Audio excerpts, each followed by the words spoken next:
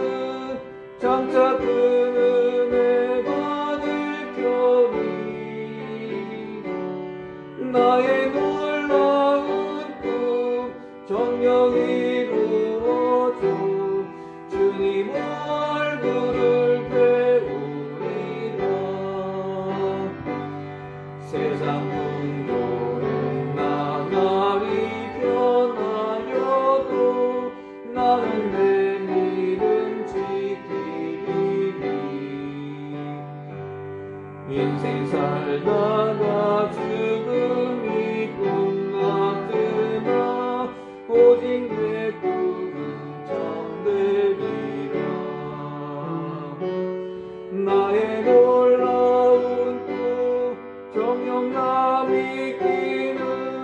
장차 그 은혜 받을지니 나의 놀라운 꿈 정녕 이루어져 주님 얼굴을 배우리라. 이스라엘아 들으라. 우리 하나님 여호와는 오직 유일한 여호와이시니 너는 마음을 다하고 뜻을 다하고 힘을 다하여 네 하나님 여호와를 사랑하라. 하나님은 영이시니 예배하는 자가 영과 진리로 예배할지니라. 아멘.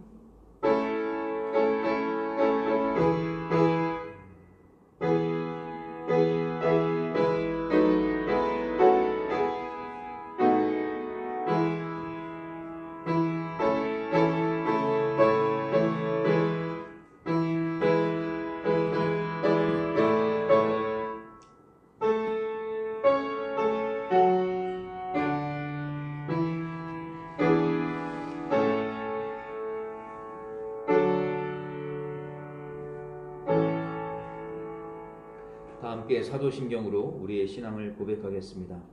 전능하사 천지를 만드신 하나님 아버지를 내가 믿사오며 그 외아들 우리 주 예수 그리스도를 믿사오니 이는 성령으로 잉태하사 동정녀 마리아에게 나시고 본디오 빌라도에게 고난을 받으사 십자가에 못 박혀 죽으시고 장사한 지 사흘 만에 죽은 자 가운데서 다시 살아나시며 하늘에 오르사 전능하신 하나님 우편에 앉아 계시다가 저로서 산 자와 죽은 자를 심판하러 오시리라. 성령을 믿사오며 거룩한 공예와 성도가 서로 교통하는 것과 죄를 사하여 주시는 것과 몸이 다시 사는 것과 영원히 사는 것을 믿사옵나이다. 아멘. 찬송가 맨 뒤에 있는 교동문 1번입니다. 시편 1편의 말씀, 교동문 1번, 시편 1편입니다.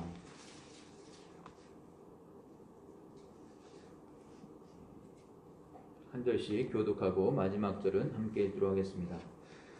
복 있는 사람은 악인들의 꾀를 따르지 아니하며 죄인들의 길에 서지 아니하며 오만한 자들의 자리에 앉지 아니하고 오직 여호와의 율법을 즐거워하여 그의 율법을 취하고 묵상하는도다. 그는 시냇가에 심은 나무가 철을 따라 열매를 맺으며 그 잎사귀가 마르지 아니한 가지니 그가 하는 모든 일이 다 행복하리로다.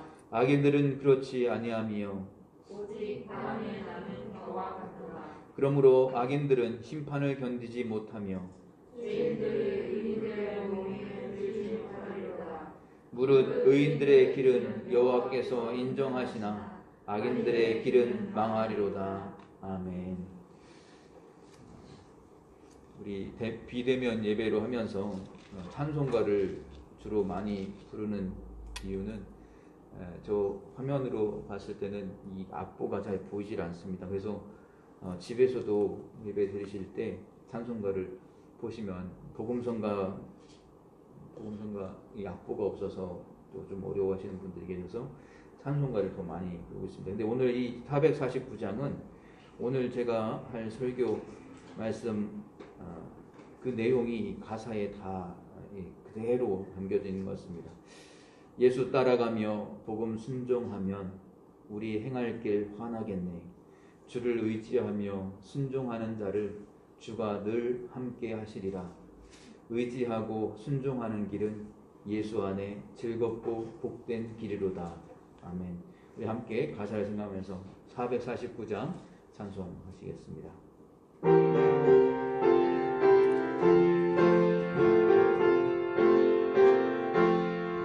예수 따라가며 복음 순종하면 우리 행할 길 환하겠네. 주를 의지하며 순종하는 자를 주가 늘 함께 하시리라.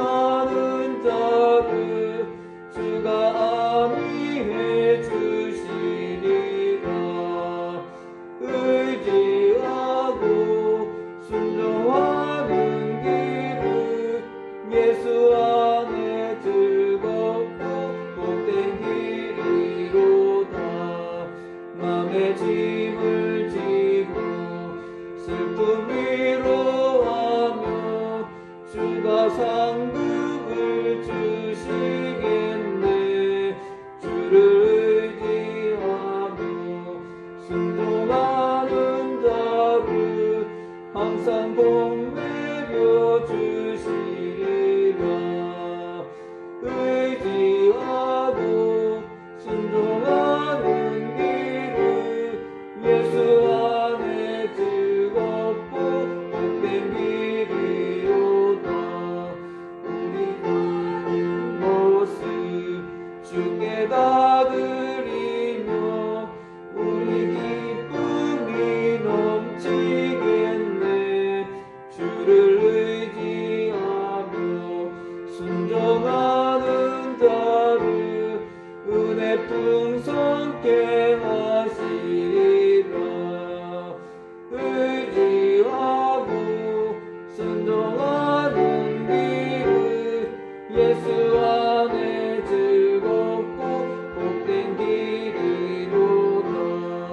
주를 힘입어서 말씀 잘 배우고 주를 모시고 살아가세. 주를 의지하며 항상 순종하며 주가 사랑해 주시리라. 의지하고 순종하는 길을 예수 안에 즐겁고 복된 길이로다. 아멘. 이 시간에 우리를 대표해서 권은주 사모님 예배를 위하여 기도해 주시겠습니다.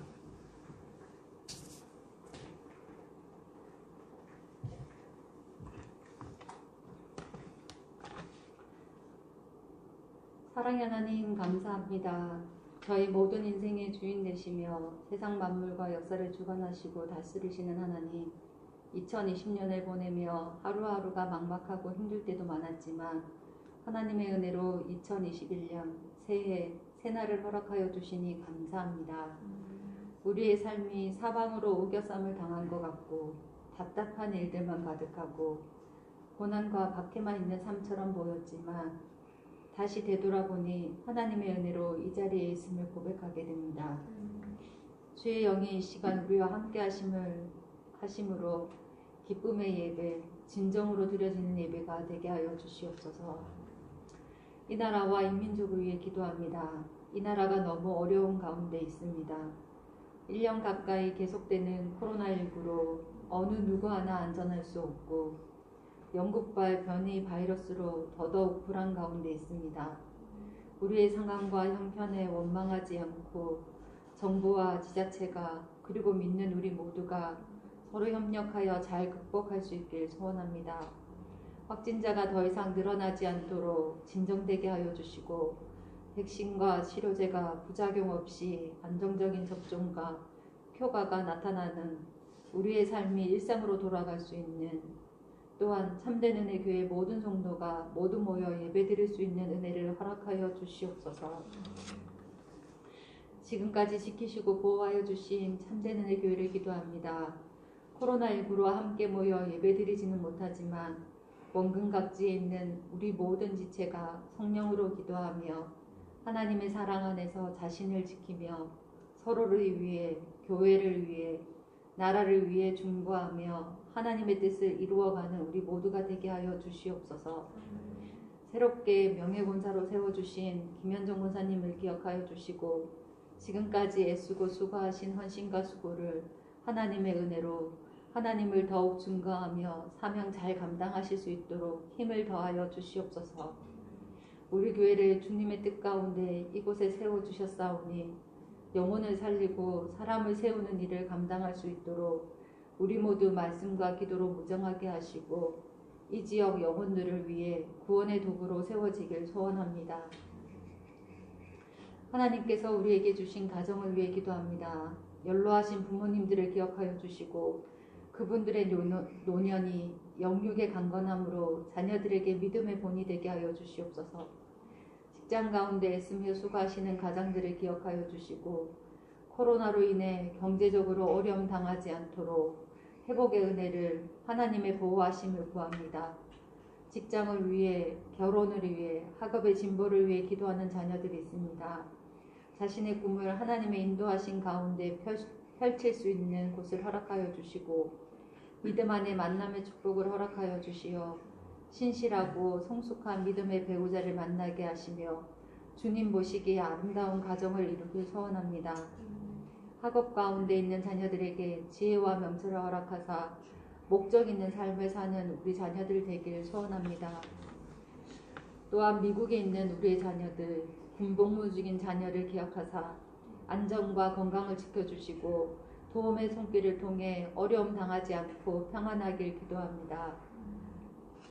성령께서 이 시간 함께하여 주시어 하나님의 말씀을 들고 서신 목사님을 붙들어 주시며 영육간에 강건케 하여 주시어 하나님께서 주신 말씀을 온전히 선포하게 하여 주시옵소서. 이 시간 말씀을 들을 때 말씀으로 인해 우리의 영이 회복되게 하여 주시고 은혜의 시간 되기를 원합니다. 예배를 돕는 모든 손길을 기억하여 주시고 오늘 우리에게 주신 말씀이 우리의 가정과 일터 그리고 우리가 행하는 모든 곳에 주님의 선한 영향력으로 나타나게 하시고 한 주간 살아갈 때 우리에게 힘과 은혜가 되게 하여 주시옵소서. 이 모든 말씀 우리를 위해 십자가에서 죽으시고 부활하신 예수 그리스도의 이름으로 기도드립니다. 아멘.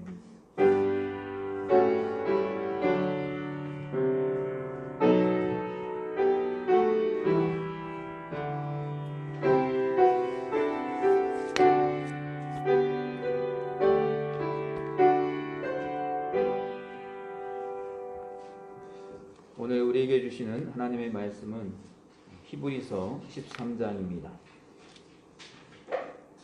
신약성경 368면 히브리서 13장 5절 6절 두 구절의 말씀을 함께 보겠습니다.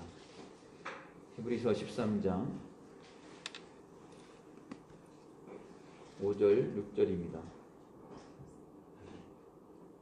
찾으신 줄 알고 함께 한 목소리를 읽겠습니다. 시작.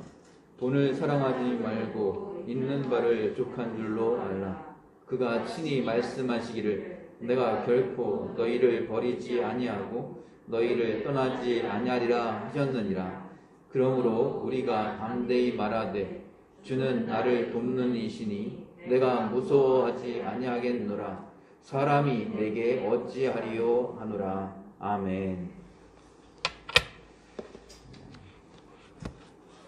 2021년 새해가 밝았습니다. 오늘 신년 감사 예배인데 오늘 본문 말씀 먼저 읽어보신 분도 계시고 또 지금 같이 읽으시면서 이게 무언가 이런 생각하신 분들이 있지 않을까 싶습니다. 새해에 첫째, 우리 성도님들 돈도 좀 많이 벌게 해주시고 경제가 활짝 필 수 있도록 도와달라고 이런 설교를 드렸으면 하는 마음이 있는 분도 계실 수 있는데 개업하는 곳에 이렇게 화환 같은 거 보낼 때 참 재미있는 글들이 많이 있는 것 같습니다. 리본에 이렇게 글을 쓰지 않습니까? 이게 누가 보냈는지 하면서 거기다 쓸 때 제일 인상적이었던 게 있습니다. 돈 세다가 잠들게 하소서. 아주 개업해가지고 잘 돼서 돈을 세다가 잠들 수 있도록 그렇게 돈을 많이 벌게 해달라는 그런 내용들이겠죠. 2020년에 작년 너무 손실이 커서 새해에는 좀 완전히 다 만회할 수 있는 정말 새해에는 돈 많이 버는 한 해가 되었으면 좋겠다 싶은데 오늘 말씀 보니까 이게 뭔가 하는 생각이 들 수도 있을 것 같습니다. 돈을 싫어하는 사람은 분명히 없을 것입니다. 그런데 성경에서 말씀하는 것은 돈을 사랑하지 말라는 것입니다. 돈을 좋아하는 것과 돈을 사랑하는 것은 좀 많이 다른 겁니다. 있는 바를 족한 줄로 알라. 자족하라는 것이죠. 저는 지금 읽었던 이 앞에 부분보다는 뒤에 있는 문장이 훨씬 더 중요하다고 생각하는데요. 그가 친히 말씀하시기를 내가 결코 너희를 버리지 아니하고 너희를 떠나지 아니하리라 하셨느니라. 이 말씀이 훨씬 더 중요한 것이죠. 그래서 앞에 돈을 사랑하지 말라라고 말씀하는 것입니다. 저는 오늘 새해 첫 주일에 우리 성도님들이 올 한 해 하나님 안에서 사는 삶, 그분 안에 거하는 삶을 살아가시기를 기도하면서 오늘 말씀을 준비하게 되었습니다. 우리 아기들을 키울 때, 아기도 마찬가지고 장성해서도 마찬가지인 것 같습니다. 우리가 아기들은 엄마를 의도적으로 생각하지 않지만 의식 속에 늘 엄마가 있습니다. 모든 사람들 속 그 뿌리 깊은 그 의식 속에 아이들이 어려움에 처했을 때 생각하지 않고 주저함 없이 엄마를 찾습니다. 저절로 엄마를 찾는 거예요. 근데 커서도 그렇고 연세가 들어서도 그렇습니다. 무슨 일이 생기면 엄마 하는 게 이게 우리 안에 아주 뿌리 깊이 잠겨 있습니다. 그 엄마의 품 안에서 진정한 평안함을 누릴 때가 많이 있습니다. 근데 우리가 그분 안에 산다는 것이 바로 그런 의미입니다. 하나님 안에 거한다고 하는 것은 어떤 현상을 따라다니는 것이 아닙니다. 하나님 안에서 모든 것을 보는 것입니다. 우리가 하나님 안에 있고 하나님께서 우리 안에 계실 때 하나님을 향한 의식이 자연스럽게 표출되는 것입니다. 윌버 체프만이라고 하는 목사님이 이런 얘기를 했습니다. 이거 잘 생각하셔야 됩니다. 배가 가라앉는 이유가 무엇일까? 바다 위에 떠있는 배가 가라앉는 이유는 무엇일까? 배가 물속에 있기 때문이 아니라 물이 배 안에 있기 때문이다. 다시 한번 얘기하겠습니다. 배가 이게 가라앉는 이유가 뭔가? 배가 물속에 있기 때문이 아니라 물이 배 안에 있기 때문이다. 마찬가지로 우리 그리스도인들이 세상 안에 있는 게 위험한 게 아닙니다.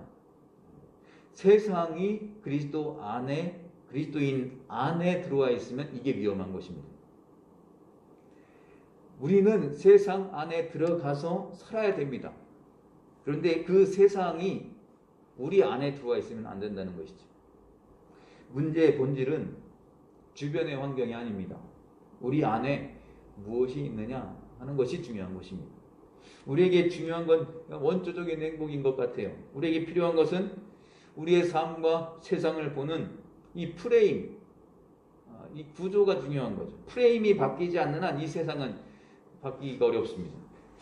우리의 마음속에 돈을 사랑하던 그 프레임에서 이제는 결코 우리를 버리지 않으시는 하나님의 프레임으로 세상을 바라보는 것, 인생을 바라보는 것, 이것이 중요한 겁니다. 그분 안에 거하기 시작하면서 일어나는 이 삶의 변화, 이것이 중요합니다. 우리가 살아가는 인생을 보면 언제나 누군가에게 붙잡혀 살아가던가 아니면 어떤 사건, 어떤 일에 붙잡혀 살아갈 때가 많습니다. 그것이 우리 삶에 가장 큰 영향을 주고 우리를 지배해 나가기 시작합니다. 걱정거리가 있어요. 그 걱정에 딱 사로잡히는 순간 모든 일이 다 근심과 걱정으로 보이기 시작합니다. 어두워져요.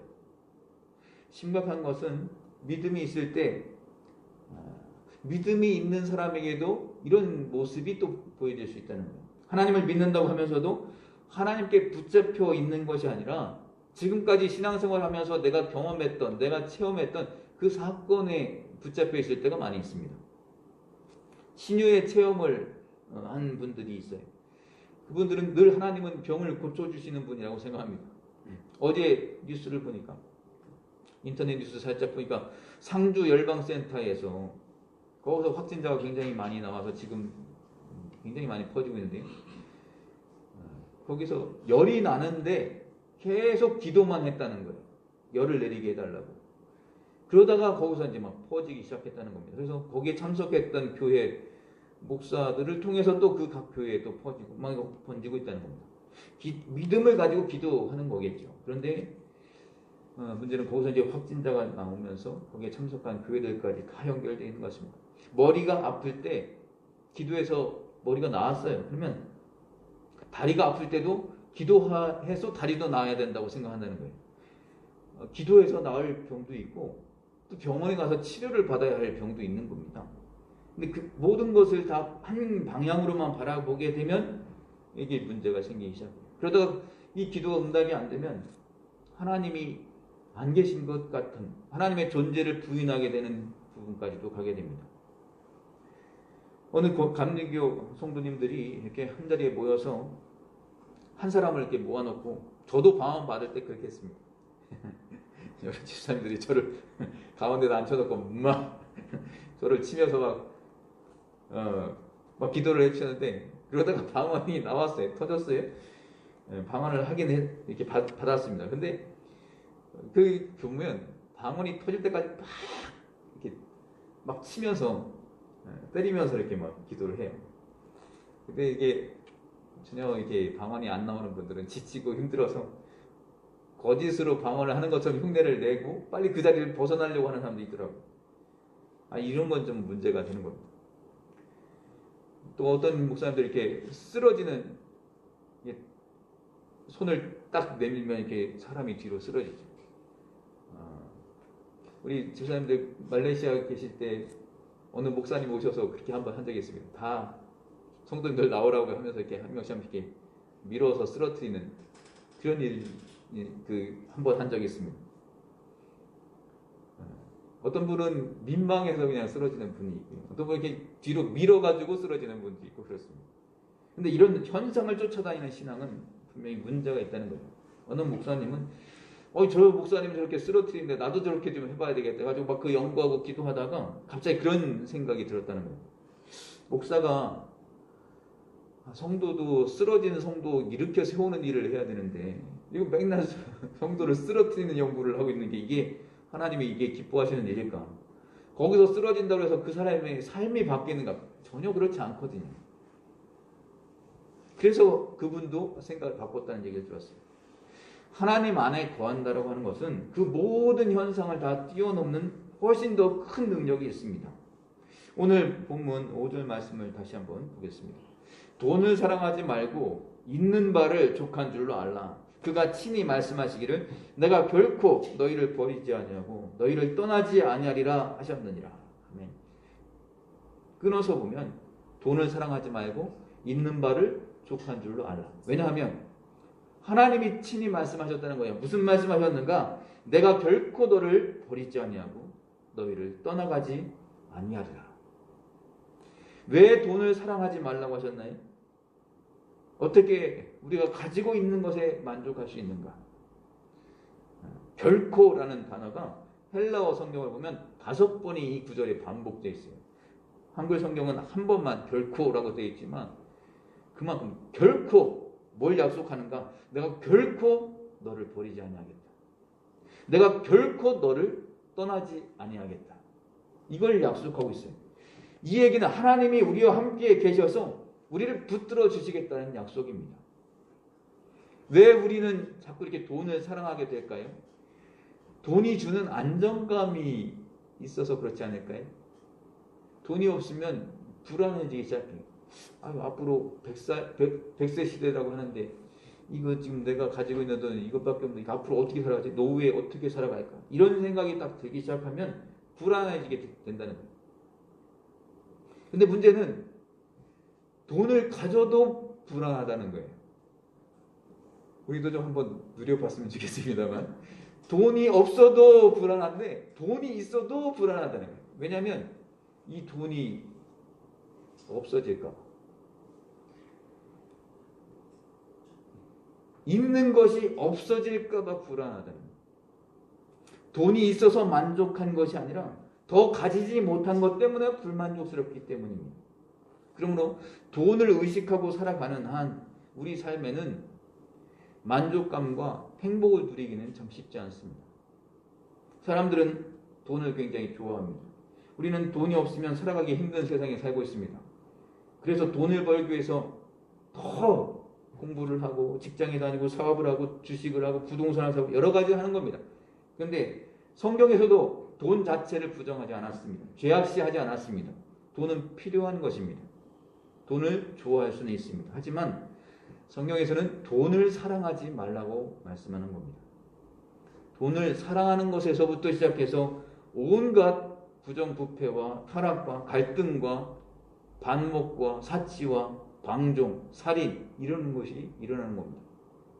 그래서 예수님께서도 한 사람이 두 주인을 섬기지 못할 것이니 너희가 하나님과 재물을 겸하여 섬기지 못하리라 라고 말씀합니다. 동시에 섬기지 못할 것이다 라는 거예요. 둘 중에 하나를 선택하라는 거죠. 돈에 대한 사랑, 이것에 대해서는 경고하셨습니다. 사도 바울도 마찬가지입니다. 돈을 사랑함이 일만 악의 뿌리가 된다라고 얘기했어요. 디모데전서 6장 8절에 보면 사도 바울은 이렇게 얘기했습니다. 우리가 먹을 것과 입을 것이 있은즉 족한 줄로 알 것이니라. 아멘. 네. 먹을 것이 있고 입을 것이 있으면 족하다는 거예요. 네. 돈은 창조주 하나님께서 우리에게 맡기신 것입니다. 이 돈이라는 것은 우리가 사랑하고 숭배해야 할 대상이 아니라 우리가 다스려야 할 존재라는 겁니다. 본문에서 돈을 사랑하지 말라는 이유는 내가 결코 너를 버리지 아니하고 너희를 떠나지 아니할 터이니 돈을 사랑하지 말고 있는 것을 그냥 족한 줄로 알라라고 말씀하는 겁니다. 내가 너를 지켜줄 테니까 돈을 사랑하지 말라는 거예요.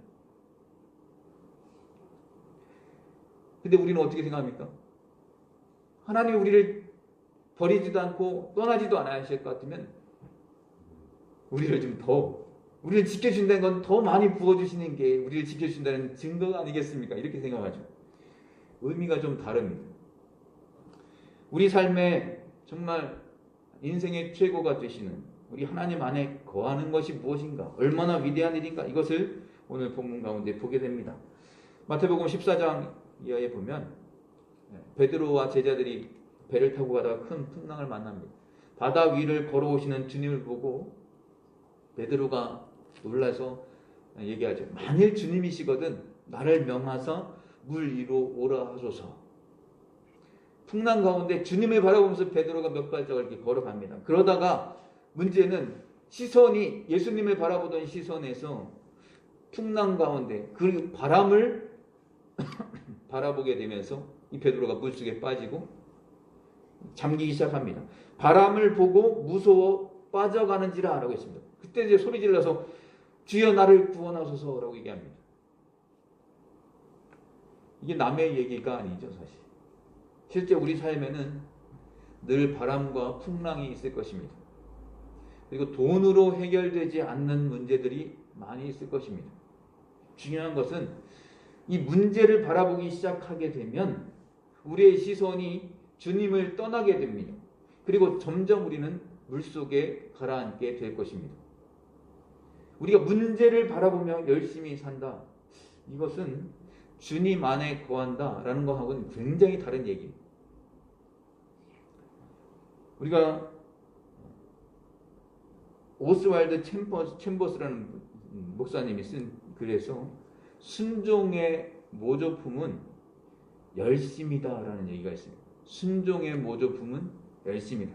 하나님을 잘 따라가는 거, 하나님의 말씀대로 순종하면서 하는 것이 굉장히 중요한 것인데 이 순종의 모조품이 뭐냐면 열심을 내는 것이라는 거예요. 그렇다면 진정한 순종이 뭐냐? 우리는 거창하게 주를 위해서 내 목숨을 바치는 것을 순종이라고 생각합니다. 그것도 맞죠, 사실. 제가 이제 신앙생활 처음 믿음을 가지고 신앙생활을 하면서 예배 시간에 설교 가운데 이 순교자에 대한 말씀들을 참 많이 들었습니다. 한국 전쟁 때에 신앙을 지키기 위해서 순교한 목사님들이 참 많이 있었습니다. 또 우리가 잘 아는 주기철 목사님, 또 손양원 목사님 이런 분들의 간증을 들으면서 제 마음속에는 좀 고민이 많이 됐던 그런 때가 있었습니다. 나도 과연 예수님 믿는다는 이유로 진짜 죽을 수 있을까?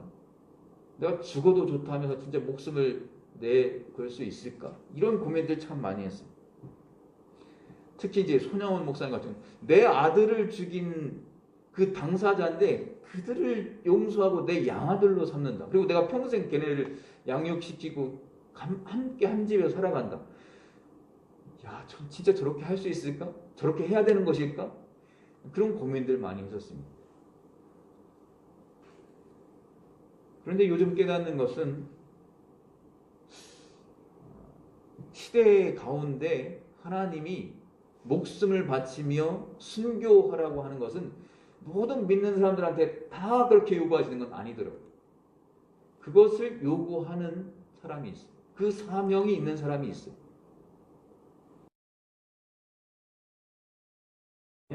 예수님께서는 우리에게 목숨을 버려라 라고 하시기보다는 주님을 위해서 살라 라고 말씀하시는 것 같아요. 더 정확하게 말하면 네 삶을 내려놓으라 라는 거예요. 내 삶을 내려놓는 것이 더 진지하게 더 많이 내 삶에서 영역을 퍼져갈 때 내 목숨까지도 내려놓게 되는 것이죠. 또 깨닫게 되는 것은 죽는 것보다 믿음 지키며 살아가는 게 더 힘들 때가 있다는 거예요. 순종하는 게 어려운 것은 뭔가 하면 한순간에 그냥 열심으로 내가 이렇게 하겠습니다. 결단 딱 한 번 하는 것보다 우리 인생 죽을 때까지 계속되는 내 삶 속에서 말씀 따라서 순종해 나가는 거, 내 삶을 내려놓는 거, 이게 훨씬 더 어렵고 힘든 거구나 하는 것을 다시 한번 생각하게 됩니다. 물론 순교하는 거 그거에 뭐 경중을 따지는 것이 아니라 우리 안에서 내 삶의 모든 걸 다 내려놓고 예수님 따라가는 길이 그만큼 어렵다라는 것을 다시 말씀드리는 것입니다. 그분 안에 살아간다. 하나님 안에 살아간다는 것은 그런 순종을 의미하는 것이고 그 순종을 가능하게 된 것은 무엇일까? 오늘 본문에 나오는 하나님의 약속의 말씀이에요. 하나님께서 친히 말씀하신 것 중에 가장 강조한 부분 두 개의 문장입니다. 하나는 버리지 아니하겠다. 또 하나는 떠나지 아니하겠다. 이 둘의 차이가 무엇일까? 버리지 않겠다라는 말씀은 우리가 버림받을 만한 짓을 했는데도 버리지 아니하겠다라는 거예요. 정말 참 너 대단하다. 그래서 내가 너를 버리지 않겠다가 아니에요. 버림받을 만한 짓을 해도 그래도 내가 너를 버리지 아니할 것이다. 이게 여기에서 은혜를 깨닫게 됩니다. 또 말씀을 오해하지 말아야 될 것이 뭐냐면 우리의 행동과 관계없이 방치하시겠다는 것도 아니에요. 이 얘기는 우리가 하나님께로 돌아오면 언제든지 받아주실 준비가 되어 있다라는 말씀이에요. 우리의 죄, 우리의 이기심, 우리의 고집스러움, 언제나 주님 안에 거할 기회가 없어지지 않는다는 그런 말씀이에요. 우리가 생각해보면 하나님이 나를 떠나셨다라는 느낌을 받을 때가 언제인가? 제 개인적인 생각으로는 굉장히 힘들고 어려울 때 그럴 때도 하나님이 나를 떠나셨나? 이렇게 생각할 수 있지만 그때보다 더 어려울 때가 언제인가 하면 모든 일이 잘 풀리고 있을 때 너무나 평범한 일상이 계속되고 있을 때 그럴 때 오히려 그런 마음을 갖게 됩니다. 고난 속에 있고 힘든 일이 있을 때는요 더 간절하게 하나님을 찾게 되고 오히려 하나님과 더 친밀해지는 것 같아요. 하나님께 더 가까이 나아가면. 그런데 너무 일이 잘 풀리고 아무 걱정거리가 없어요. 아주 평범한 일상이 계속되는 거예요. 우리 인생의 비전도 사라지고 도전하지 않을 때 아주 지루한 그런 일상이 계속될 때 그분 안에 거한다는 것이 더 어렵다는 거예요. 가장 평범한 일상 가운데서 하나님 찬양하고 그분께 영광을 돌리는 삶을 산다는 것. 이거 굉장히 쉽지 않습니다. 그분 안에 거한다는 것은 바로 이 평범한 일상 가운데 그분의 영광을 위해서 그분만을 찬양하는 삶을 살아간다는 거예요. 결국 우리의 신앙의 도전은 어떤 특별한 때가 아니라 평범한 일상 가운데서 우리가 어떻게 사느냐, 어떻게 살아가는가 이 문제입니다. 위기 가운데서 증명되는 신앙은 빛이 나게 됩니다. 그런데 그 빛이 유지되는 것은 일상이에요. 일상생활 가운데 빛이 나는 겁니다. 빛이 유지되는 겁니다. 그러면 그 일상이 어떻게 유지될 수 있는가? 그것은 바로 우리가 늘 하나님 안에 거하는 삶을 살아가는 겁니다. 때때로 두려움이 들 때 우리는 혼자라는 생각이 들 때가 있습니다. 그러나 누군가 우리를 지켜보고 있다는 것을 우리는 꼭 기억해야 됩니다. 결코 그분의 돌보심 안에서 우리가 벗어나지 않는다는 거예요. 요한복음 15장에 보면 포도나무 비유가 나옵니다. 이것이 이제 정확하게 그분 안에 거하는 것이 무엇인가를 잘 설명하는 것 같아요. 하나님 아버지가 농부입니다. 예수님이 포도나무입니다. 그리고 우리는 가지라고 비유를 하고 있습니다. 농부이신 하나님 아버지의 돌보심을 받고 포도나무에 연결되어 있는 이 가지가 우리라고요. 이 가지는 나무에 잘 연결되어 있으면 풍성한 열매를 맺습니다. 단지 이 가지는 그 나무에 잘 매달려 연결되어 있기만 하면 됩니다. 가지는 나무를 통해서 영양분을 공급받습니다. 이 나무가지가 할 수 있는 일은 아무것도 없어요. 단지 연결만 잘 되어 있으면 되겠습니다. 거기에 딱 붙어 있으면 되는 거예요. 문제는 이 포도나무 가지가 그 나무에서 꺾여 있으면 아무것도 할 수 없는 거예요. 나뭇가지가 꺾여서 영양분을 공급받지 못하면 어떻게 되는 겁니까? 이건 그냥 꺾어진 나뭇가지는 말라 비틀어지고 지금 딱 그 순간에는 어떤 모습이 나타나지 않지만 영양분을 공급받지 못하기 때문에 이건 말라서 죽는 거예요. 이 얘기가 뭐냐면 하나님과 나와의 관계가 막혀 있다라는 뜻입니다. 하나님과 이 관계가 막혀 있을 때 이것이 가장 큰 문제입니다. 하나님과의 관계를 가로막는 가장 큰 적이 무엇인가 하면 욕심입니다. 첫 번째로 하나님을 떠나고 싶어 떠나는 게 아니라 우리 마음속에 욕심이 들어올 때 하나님과의 관계가 막히기 시작합니다. 이게 바로 이제 돈을 사랑하기 시작할 때라고 할 수 있습니다. 돈을 사랑하지 말라. 있는 바를 족한 줄 알라. 이 얘기는 뭐냐면 돈에 대한 욕심을 부리지 말라는 거예요. 욕심이 우리 속에 딱 들어오는 순간 하나님으로부터 멀어지게 됩니다. 야고보서 1장 15절에 욕심이 잉태한 즉 죄를 낳고 죄가 장성한 즉 사망을 낳느니라 라고 말씀합니다. 목사님들도 목회를 잘 하시다가 어느 순간 이렇게 명예욕 더 드러내고 싶어하는 그런 마음이 들 때 이 욕심이 생기기 시작하면 하나님의 뜻이 보이질 않습니다. 목회 세습하는 거 이런 거 보면 이게 참 불쌍하다는 생각이 많이 듭니다. 저렇게 목회를 잘 해오시다가 왜 막판에 저렇게 하실까? 이런 생각들이 많이 들죠. 사회적인 그 지탄을 받으면서 그렇게까지 해야 될 필요가 있을까? 참 안타깝습니다. 욕심이 생기면 하나님의 뜻이 보이지 않습니다. 그리고 욕심이 생기면 하나님을 두려워하지 않게 됩니다.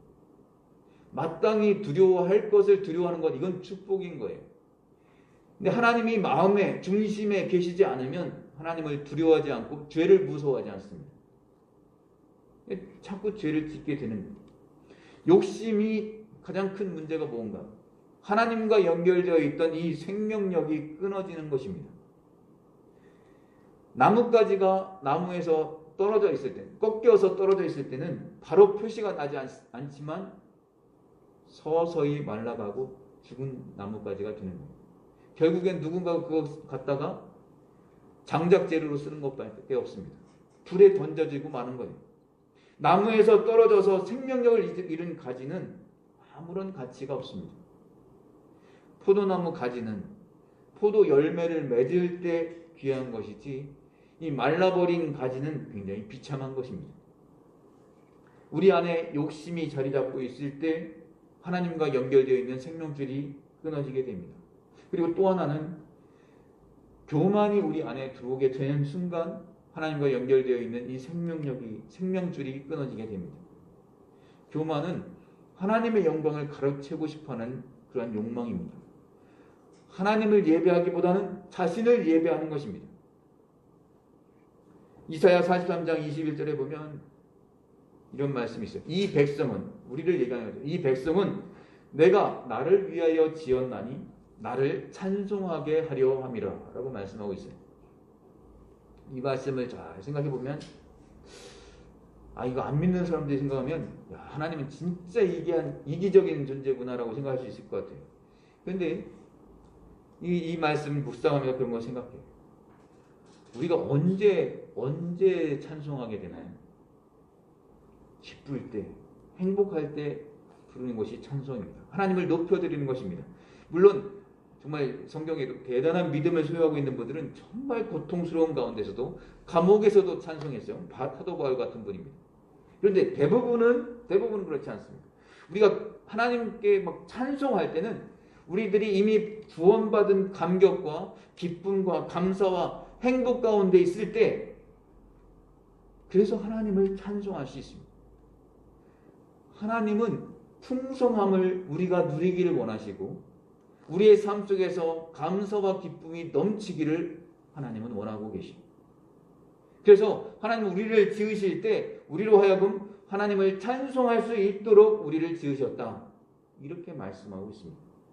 다시 말해서 하나님께 우리를 찬송하도록 지으셨다는 것은 우리가 가장 행복하기를, 기뻐하기를 원하신다라는 말입니다. 그렇기 때문에 우리 인간은 근원적으로 하나님을 예배할 때 가장 행복한 거예요. 왜냐하면 하나님께서 우리를 그렇게 만드셨기 때문입니다. 그런데 교만한 사람은 행복할 수가 없어요. 왜냐하면 하나님을 하나님으로 인정하지 않는 사람이 가장 교만한 사람입니다. 자기가 하나님보다 더 높다라고 생각하고 있는데 어떻게 하나님을 찬송할 수 있겠느냐는 거예요. 찬양한다는 것은 내가 엎드려서 그분을 높여드린다는 뜻이에요. 그런데 내가 하나님보다 더 높다고 생각하는데 어떻게 하나님을 찬양할 수 있겠습니까? 그래서 교만한 사람이 불행한 거예요. 교만이 딱 들어오는 순간 내가 최고다라고 생각한다는 거예요. 그래서 내가 최고다라고 하는 생각이 이게 꺾일까 봐 불안해하는 겁니다. 그래서 내 삶을 누리기보다는 자신을 지키기 위해서 전전긍긍합니다. 우리 하나님을 경배하고 찬양하고 섬기지 아니하고 자기를 섬기고 자기를 찬양하고 자기를 의지하고 하나님보다 자기를 자랑하는 교만이 앞서게 되면 패망하게 된다고 말씀하고 있어요. 개인도 마찬가지, 사회도 마찬가지, 국가도 마찬가지. 교만한 가운데 영원히 존재하는 것은 없습니다. 언제나 물은 높은 데서 낮은 곳으로 흐르게 됩니다. 하나님의 은혜는 겸손한 자에게 넘쳐나는 것이지 교만한 자에게 하나님께서 은혜가 넘치지 않습니다. 그렇기 때문에 마음이 높아지면 하나님의 은혜는 우리에게서 흘러나가버린다는 거예요. 우리의 마음이 낮아져서 하나님께 엎드리면 은혜가 자꾸 채워지는 것을 알아야 됩니다. 그리고 하나님 안에 거하는데 또 하나의 장애가 있습니다. 그건 무엇인가? 불신앙입니다. 불신앙. 우리는 불신앙 때문에 순종하지 못하는 것입니다. 6절 말씀입니다. 함께 6절 말씀을 함께 들어가겠습니다. 시작. 그러므로 우리가 담대히 말하되 주는 나를 돕는 이시니 내가 무서워하지 아니하겠노라. 사람이 내게 어찌하리요 하노라. 아멘. 여러분, 신앙은 선포하는 겁니다. 여기서 보면 그러므로 우리가 담대히 말하되 라고 되어 있어요. 주는 나를 돕는 이시니, 하나님은 나를 돕는 분이시다, 이걸 선포하는 거예요. 이 세상에 살면서 우리가 돈을 의지하지 않을 수 있는 건 뭐냐? 그분을 믿기 때문입니다. 하나님께서 우리를 도우실 것이다 라는 것을 믿기 때문이에요. 포도나무에서 끊임없이 영양분이 공급됨을 믿기 때문입니다. 우리가 순종할 수 있는 것은 두려움을 극복할 때입니다. 두려움이 너무 크면 순종할 수가 없습니다. 우리를 도우시는 분에 대한 믿음이 없는데 어떻게 내가 돈을 잡았던 그 손을 놓을 수 있겠느냐는 거예요. 그래서 하나님의 역사는 순종하는 자가 경험할 수 있습니다. 순종하지 않으면 어떤 역사도 기대할 수가 없습니다. 우리가 하나님의 역사를 그 순간엔 깨닫지 못할 수 있어요. 그러나 시간이 지난 다음엔 깨닫게 됩니다. 왜 하나님이 나에게 그렇게 하라고 명령하셨는지. 처음에는 알지 못해도 하나님의 명령과 말씀에 순종하고 믿고 보면 나중에 지나고 난 다음에 이것 때문에 하나님이 그렇게 하셨구나, 이걸 뒤늦게 깨닫게 된다는 거예요. 사람들은 알고 이해가 되면 믿겠다라고 합니다. 근데 성경은 그렇게 말씀하지 않아요. 믿으면 알게 된다고 말씀하죠. 믿으면 이해가 된다고 말씀하죠. 먼저 믿고 순종하면 나중에 알게 되지. 알고 나서 믿겠다. 이해가 되면 순종하겠다. 이것은 벌써 때를 놓치게 되는 것입니다. 우리가 지금 우리 이 순간에 한 해를 살아가면서 이해가 안 되는 것이 너무 많습니다. 이 모든 것을 참 이런 상황 속에서 순종한다는 것 너무 힘들게 느껴질 때가 너무 많습니다. 그래서 그 말씀대로 따라간다는 게 굉장히 두렵게 느껴질 때가 많이 있습니다. 그런데 오늘 말씀을 보니까요. 무서워하지 아니하겠다라고 하는 거예요. 6절에 주는 나를 돕는 이시니 내가 무서워하지 아니하겠노라.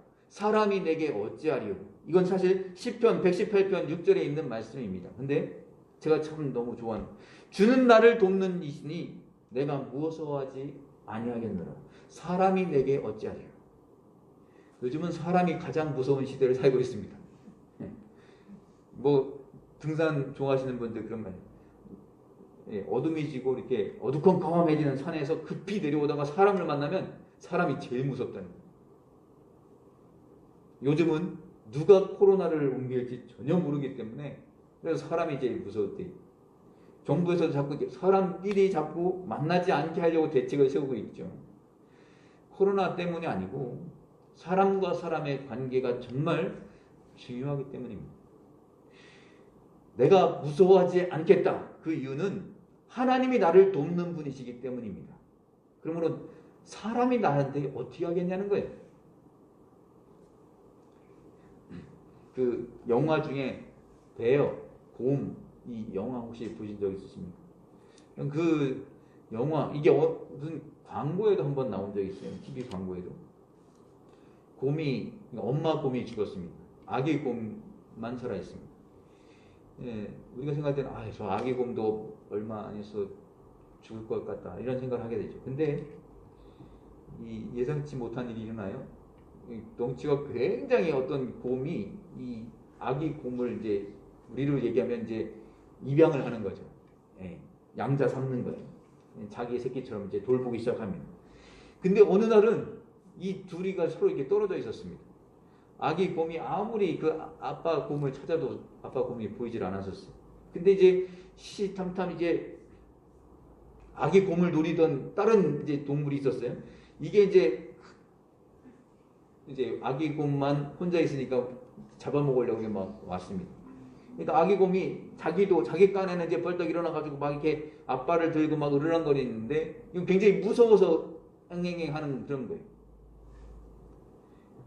이건 막 이렇게 잡아먹으려고 막 다가오고. 근데 이 잡아먹으려고 가던 동물이 갑자기 그 영화 속에서 두려운 얼굴로 바뀌어요. 카메라가 거기만 붙잡고 있다 나중에 그 이유를 알게 됩니다. 아기 곰 뒤에 이 커다란 이 아빠 곰이 딱 버티고 서 있는 거예요. 거대한 몸으로 한 방에 그 아들을 구해낼 그 자세를 딱 취하면서 딱 서 있습니다. 그걸 보고 다른 동물이 뒤로 도망가는 모습을 보게 돼요. 근데 저는 그 장면이 이게 참 잊혀지지 않습니다. 우리 모두에게 해당되는 진리인 것 같아요. 우리가 살아가면서 악한 일이나 잘못된 일을 경험했을지라도 두려워하지 않을 것입니다. 왜냐하면 우리가 하나님 안에 거하면 그분은 절대로 우리를 떠나지 않을 것이기 때문입니다. 무서워하는 것은, 무서움은 하나님을 바라보지 못하고 문제에 집중할 때입니다. 이스라엘 백성들이 골리앗을 보고 두려워했던 것은 그가 너무나 덩치가 큰 사람이기 때문에 두려웠던 거예요. 이스라엘 백성들이 약속의 땅 가나안을 바라보면서도 우리는 안 돼. 우린 저기 들어갔다가 다 죽어. 우리는 저 땅을 차지할 수가 없어. 이렇게 생각했던 것은 그 땅에 살고 있는 거대한 백성들, 이 장대한 사람들의 모습을 보고 자신의 모습과 비교했기 때문입니다. 우리 뒤에 누가 있는가? 우리 안에 누가 계시는가? 이것을 우리가 생각할 때 우리는 내가 무서워하지 아니하겠노라. 담대하게 선포할 수 있는 거예요. 그러면서도 시편 25편의 14절에 보면 여호와의 친밀하심이 그를 경외하는 자들에게 있으며 라고 얘기합니다. 이게 참 어려운 것 같은데 경외함과 친밀함이 서로 연관이 있다는 거예요. 굉장히 성격이 좀 달라 보이는 것 같은데 경외함과 친밀함이 연관성이 있다는 거예요. 경외한다는 것은 그분 앞에서 우리의 머리가 숙여지고 명령을 듣고 음성을 듣는 것을 의미합니다. 경외함과 두려움은 엄격히 구분되는 거예요. 두려워하는 것은 상대방의 힘에 눌리는 거죠. 그런데 경외한다는 건 뭐냐면 그 능력 때문에 감사하고 예배하는 마음이 드는 것을 경외한다고 얘기합니다. 하나님의 능력이 크면 클수록 우리를 두렵게 하는 게 아니라 그분을 더 신뢰하게 하고 그분을 더 예배하게 합니다. 그리고 그분이 우리에게 하시는 말씀을 감사와 기쁨으로 받게 될 것입니다. 그리고 때때로 그분이 아주 비밀한 부분을 우리에게 말씀해 주셔요. 그분의 음성 가운데서 그분의 세밀한 부분까지 우리를 간섭하고 계시는구나. 이것을 알게 되는 거죠. 이것이 진정한 의미에서의 친밀함이에요. 우리가 이 순종을 통해서 주님의 몸 안에 들어와 있고 주님의 은혜를 받을 수가 있습니다. 미국에서 서부 개척 시대에 동부에 있는 사람들이 서부에 황금이 막 나온다고 하니까 이 황금을 캐기 위해서 마차를 타고 전부 다 서부로 이동하기 시작했습니다. 저 사람보다 내가 한 사람이라도 제치고 내가 빨리 가야 더 많은 황금을 더 많이 얻을 수 있다고 생각하기 때문에 이게 자지도 않고 쉬지도 않고 막 계속 밤낮으로 달렸습니다. 동부에서 서부까지 얼마나 거리가 멀겠어요. 가다가 말이 쓰러져 죽고 사람들도 지쳐서 병들어 죽었습니다. 그런데 또 간혹 서부에 도착한 사람들도 너무나 과로를 했기 때문에 병이 들어서 바로 죽어버렸어요. 그러나 죽지 않고 서부에 잘 도착해서 황금을 잘 얻은 사람도 있었습니다. 바로 신앙이 철저한 청교도 신자들이었습니다. 동부에서 출발해가지고 열심히 밤낮으로 달리다가 주일이 되면 달리던 걸 그치는 거예요. 그리고 거기에서 말도 쉬고 자기네도 쉬는 거예요. 가족들이 다 모여서 말씀 읽고 기도하고 찬양하고 예배를 드렸어요. 성경 말씀에 주일 성수, 하나님 나를 지키라는 거, 그거에 순종하기 위해서 그날은 쉬었습니다. 주일날은 휴식하고 안식했어요. 몸도 쉬고 영도 쉬고 영은 살찐 꼴을 먹고 심신이 건강해서 서부에 도착을 하게 됩니다. 신앙도 잃지 않고 나중에 황금도 발견하게 되고 이게 바로 하나님 말씀하시는 영혼도 잘 되고 범사에 잘 되는 그런 모습이 바로 이런 모습입니다. 주님께 순종하다가 이게 일이 되겠어? 하나님 말씀대로 이 세상 가운데 살아갈 수 있겠어? 그렇게 생각이 될 때가 있지만 그 순종을 통해서 하나님의 은총을 받게 됩니다. 마음으로 믿고 의지해야 예수님 안에 있을 수가 있습니다. 순종할 뿐 아니라 믿을 수 있어야 됩니다. 믿어야 됩니다. 믿지 않고 자꾸 의심을 하고 불신앙을 가지면 주님이 우리를 붙들어 줄 수가 없습니다. 이제 말씀을 맺겠습니다. 정말 힘들었던 한 해를 보내고 우리가 새해를 맞이하면서 우리 모두가 매일 매순간 하나님 안에 거하는 삶을 살기를 소망합니다. 하나님 안에 거한다고 하는 것이 우리에게 무슨 의미인가? 하나님 안에 거하는 데 있어서 우리의 장애가 되는 것을 우리는 잘 이걸 제거해야 됩니다. 첫 번째가 뭐라고 했습니까? 욕심이라고 했습니다. 두 번째는 교만이라고 했습니다. 세 번째는 불신앙이라고 했습니다. 새해를 시작하면서 꼭 그것을 기억하시기 바랍니다. 하나님이 친히 말씀하신 약속입니다. 내가 결코 너희를 버리지 아니하겠다. 내가 결코 너희를 떠나지 아니하겠다. 그러니 너희는 돈을 사랑하지 말고 있는 바를 족한 줄로 알아라. 하나님이 나를 돕는 분이신데 사람이 나에게 어찌하겠느냐. 하나님이 나를 돕는 분이시므로 나는 무서워하지 아니하겠노라. 이것이 우리의 고백이 되길 원합니다. 우리가 하나님 안에 거하게 되면 우리들의 신앙이 생겨요. 하나님이 우리를 붙잡아 주셔서 하나님이 나를 돕는 분이시구나 라는 믿음이 생기게 되는데, 자꾸 그 중간에 욕심이 들어가고 교만이 들어가고 불신앙이 스며들게 되면 하나님과 우리 사이의 관계가 끊어진다는 거예요. 아주 무더운 여름날 중앙아프리카에서 있었던 일이에요.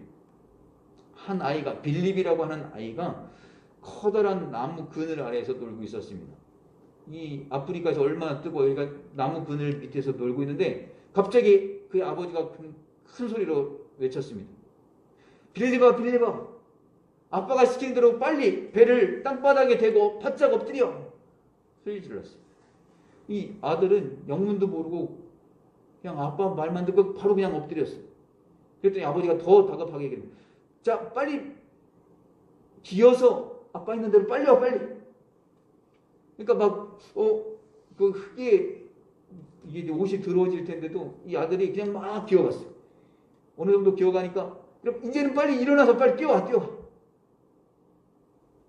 이 아들이 그냥 아버지가 시키는 대로 했어요. 아버지가 이제 아들을 딱 안고 나서 이렇게 얘기했습니다. 빌립아, 정말 잘했어요. 자, 저기 봐봐, 저기. 저 나무에 보면, 나무를 쳐다보니까 이 아프리카에서 이 아주 커다란 뱀이 나무를 이렇게 둥둥둥 감고 혀를 날름날면서 이렇게 밑을 보고 있는 걸 보았어요. 사람을 잡아먹는 뱀이 있다고 합니다. 그때야 이 아들이 이제 보고 깜짝 놀란 거죠. 아버지가 그걸 보고 이걸 설명할 시간이 없어요. 바짝 엎드리고 기어와서 빨리 뛰어와. 영문도 모르고 아버지가 엎드려라, 기어라, 뛰어라 그랬더니 그냥 순종했어요. 근데 나중에 알고 보니까 아버지가 시킨 대로 한 것이 결국은 자기 목숨을 구한 것이었어요. 이 아이는 아무것도 모르고 있었습니다. 단지 아버지가 하라는 대로 했을 뿐이에요. 근데 나중에 아이가 알게 됐습니다. 아, 아버지는 나를 돕는 자이시고 아버지는 나를 사랑하시고 그래서 아버지는 이렇게 명령했구나를 나중에 알게 된 거예요. 하나님 말씀에 순종하는 것은 우리가 알고 하는 것이 아닙니다. 우리가 그분 안에 거하는 삶을 산다는 것은 우리들이 때때로 이해할 수 없지만 하나님의 명령대로 살아가라고 하는 그 명령에 너희들이 겸손하고 욕심 부리지 말고 교만하지 말고 불신앙하지 말라 라고 하는 말씀에 순종하며 살아갔을 때 나중에 깨닫게 되는 것입니다. 아, 이래서 하나님이 나에게 이렇게 말씀하셨구나. 하나님이 이렇게 하시려고 나한테 명령하셨던 것이구나. 그것을 나중에 깨닫게 되는 것입니다. 하나님께서 하시는 일에는 하나님의 이유가 있을 것이다 라는 거예요. 우리가 말씀을 읽는 중에, 기도하는 중에 우리들 마음속에 확신이 다가올 때가 있습니다. 우리들의 욕심이 아니라, 교만이 아니라 우리에게 다가오는 그 확신이 하나님께 영광을 돌리는 일인데 내 생각에는 확신이 서지 않을 때가 있어요. 내 생각으로는 아, 이건 아닌데 싶을 때가 있어요. 근데 그때에 하나님께 순종하라는 겁니다. 이유를 모르고라도 순종하라는 거예요. 나중에 지나고 보면 아, 그래서 하나님이 나한테 이렇게 하셨구나. 그 명령을 그래서 하신 거구나. 이것을 깨닫게 되는 것. 이것이 하나님 안에 거하는, 하나님 안에 거하며 살아가는 사람의 모습이라는 겁니다. 저는 올 한 해 우리들이 이 세상 속에 살아가면서 이 놀라운 일들을 경험할 수 있기를 바랍니다. 세상 사람들이 보기에 꺾어진 나무가지처럼 그렇게 보일지라도 우리를 다시 세우시는 하나님의 능력을 보게 될 것이고, 하나님을 의지하기 때문에 우리를 슬프게 했던 그 일들 가운데서 하나님을 찬양하는 일들이 일어날 줄로 믿습니다. 하나님 안에 거하는 한 해를 시작하시고 마침내 승리하시는 저와 여러분 되시기를 주님의 이름으로 축원합니다. 우리 찬송가 455장인데요. 태산을 넘어 험곡에 가도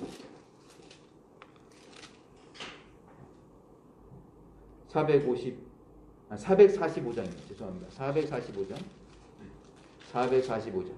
태산을 넘어 험곡에 가도 빛 가운데로 걸어가면 주께서 항상 지키시기로 약속한 말씀 변치 않네. 오늘 말씀이죠. 하늘의 영광, 하늘의 영광. 할렐루야를 힘차게 불러 영원히 주를 찬양하리. 가사를 생각하면서 함께 찬양하겠습니다.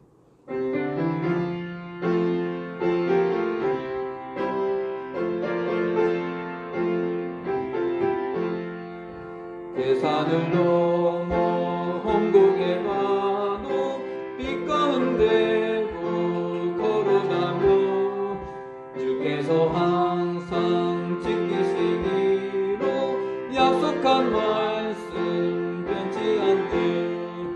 하늘의 영광, 하늘의 영광, 나의 맘속에 차고도 넘쳐 할렐루야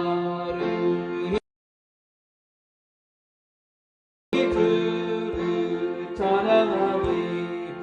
캄캄한 밤에 다닐지라도 주께서 나의 길 되시고 나에게 밝은 빛이 되시니 잃어버린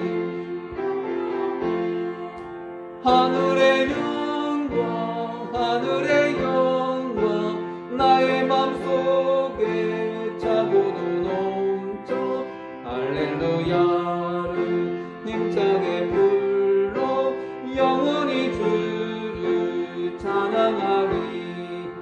광명한 그 빛 마음에 받아 찬란한 천국 바라보고 할렐루야를 힘차게 불러 날마다 빛에 걸어가리.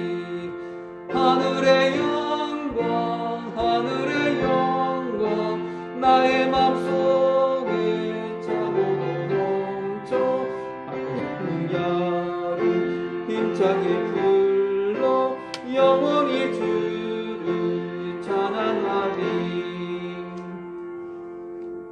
이 시간에 함께 오늘 주신 말씀 기억하면서 잠시 기도하면 좋겠습니다. 하나님께서 친히 말씀하셨다는 그 말씀을 기억하는 시간 되길 원합니다. 하나님은 결코 나를 버리지 않으시고 결코 나를 떠나지 아니하실 분이시며 하나님은 나를 돕는 분이시다. 그래서 나는 어떠한 상황이 와도 어떤 사람을 만나도 무서워하지 않겠습니다. 이 고백을 하며 나가면 주겠습니다. 그래서 하나님 이 말씀을 믿을 수 있는 믿음을 우리에게 허락하여 주시고 이 말씀 붙들고 나아가게 하시고 말씀에 순종하게 하여 주시옵소서.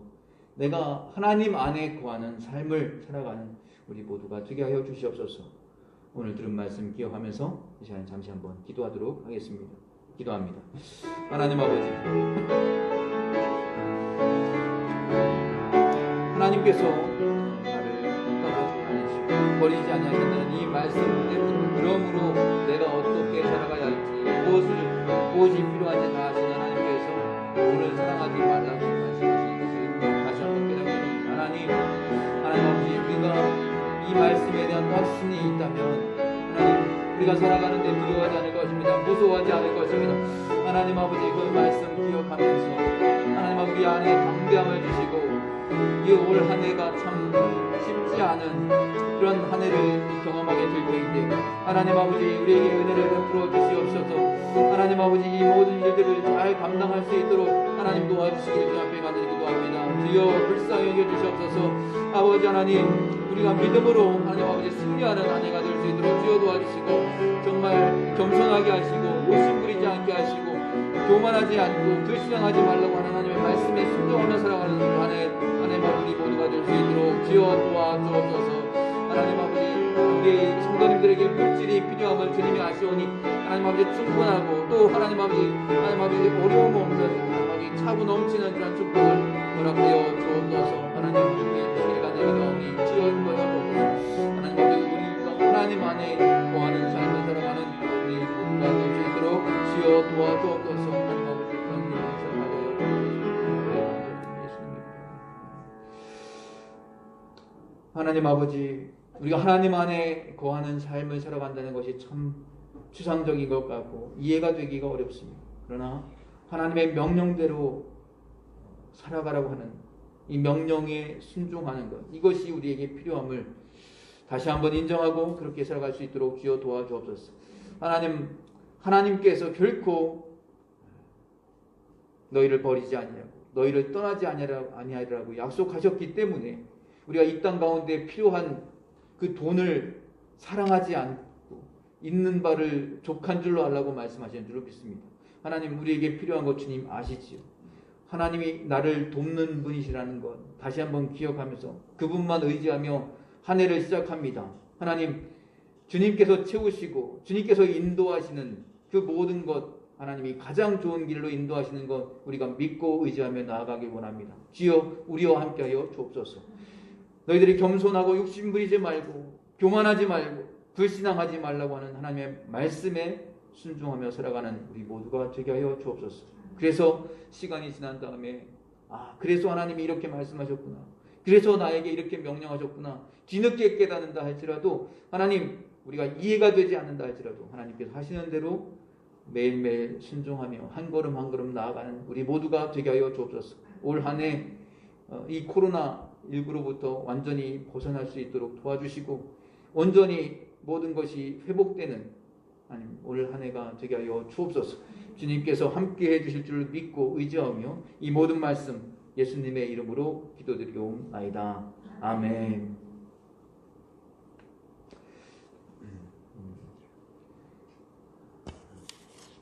우리 모든 성도님 가정마다 선하신 하나님의 뜻과 말씀 가운데 승리하는 2021년 새해가 되시기를 간절히 기도합니다. 오늘 또 새해 첫째 주에 재직 임명하는 시간 잠깐 갖도록 하겠습니다.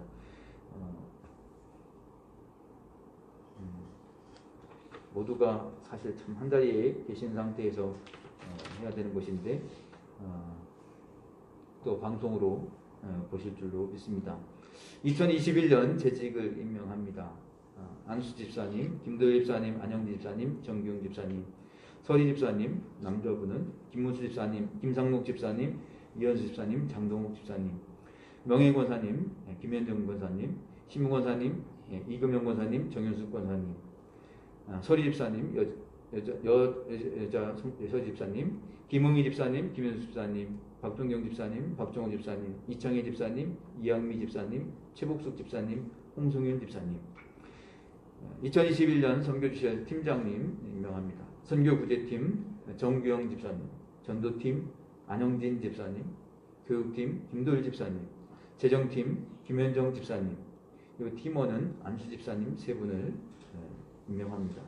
그리고 주방팀 이금영 권사님, 예배와 행사팀 정윤숙 권사님, 남전도회 회장 정규영 집사님, 여전도회 회장 이금영 권사님 이렇게 재직을 임명합니다.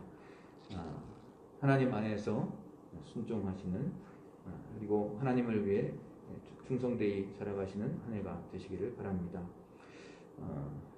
이 시간 우리 찬송가 620장 여기에 모인 우리 함께 찬송하고 기도하도록 하겠습니다.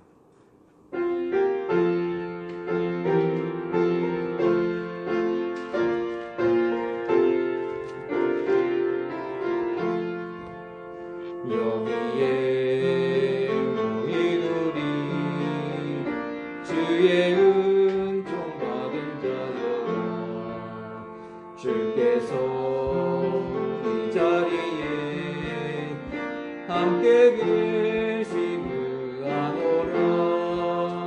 언제나 주님만을 찬양하며 따라가리니 시험을 당할 때도 함께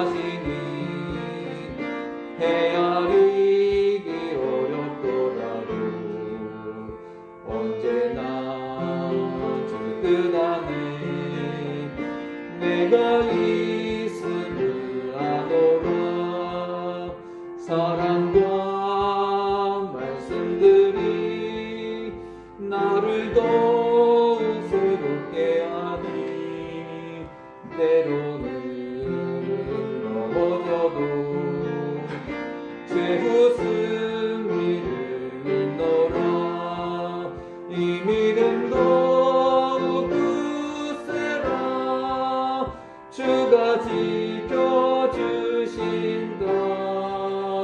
어두운 밤에도 주의 밝은 빛 인도하여 주신다.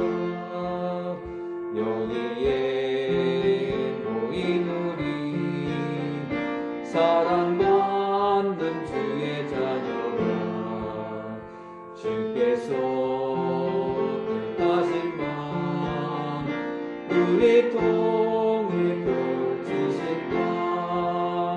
고통과 슬픔 등에 더욱 주님 의지하오니 어려움 이겨내고 주님 더욱 찬양하라.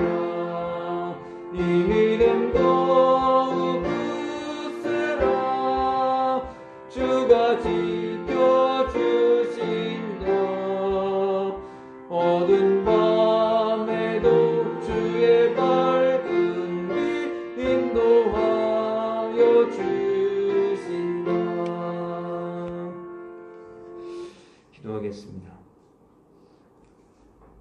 하나님 아버지 감사합니다. 코로나 사태로 말미암아 참으로 힘들고 어려운 지난 한 해 동안 하나님의 은혜로 지금까지 버티고 견딜 수 있었습니다. 주님 앞에 감사를 드립니다. 이제 하나님께서 2021년 새해를 열어주셨습니다. 우리를 위해 새 일을 행하실 하나님을 기대합니다. 새해에는 이 모든 코로나 사태가 종식되고 모든 일상생활이 정말 정상적으로 회복되고 모든 성도들이 함께 이 자리에 모여서 예배하는 그런 은혜를 누리게 하여 주옵소서. 너무나 당연시했고 그 귀중함을 알지 못했던 우리의 예배가 회복되게 하여 주시며 코로나 사태로 인해서 우리의 생명이 정말 우리 손에 있지 않음을 더욱더 인정하는 시간들 되고 또 언제 어떻게 전염될지 모르고 언제 어떤 일을 만나게 될지 모르는 불안과 두려움이 가득한 이 세상 속에서 빛으로 오신 우리를 구원하기 위해 오신 예수님 전하는 그 사명 끝까지 감당하는 우리 모두가 되게 하여 주시옵소서. 우리 성도들의 가정에 하나님의 축복이 가득하게 하여 주시고 모든 가족들이 건강할 수 있도록 또한 그 믿음이 날로 성장할 수 있도록 하나님 인도하여 주시옵소서. 주님 안에 정말 행복한 가정 이루고 또 하시는 모든 사업과 그 사업장이 회복되고 번창할 수 있도록 은혜를 베풀어 주시옵소서. 우리 집사님들의 그 연로하신 부모님들이 계십니다. 그분들의 건강 지켜주시며 또 우리의 자녀들이 있습니다. 결혼과 취업과 또 외국에 있고 또 군대에 있는 모든 청년들 정말 가장 좋은 때 가장 좋은 길로 하나님 인도해 주시기를 주님 앞에 간절히 기도드리옵나이다. 하나님 도와주시고 주님 앞에 정말 오늘도 또 감사의 마음으로 드리는 귀한 예물 받아주시며 드리는 그 손길 기억하시고 축복하여 주옵소서. 이 모든 것에 감사드리며 이제는 우리 주 예수 그리스도의 은혜와 하나님 아버지의 무한하신 사랑하심과 성령님의 감화, 감동, 교통, 충만하심이 2021년 내가 결코 너희를 버리지 아니하고 떠나지 아니하리라 약속하신 그 하나님이 나를 돕는 분이심을 기억하고 새해를 힘차고 활기차게 살아가고 또 마침내 승리하기를 원하는 우리 모든 성도님들과 참된 은혜교회 또 이 시간 예배드리고 있는 모든 한국교회 위에 지금부터 영원토록 함께 하시기를 간절히 축원하옵나이다. 아멘.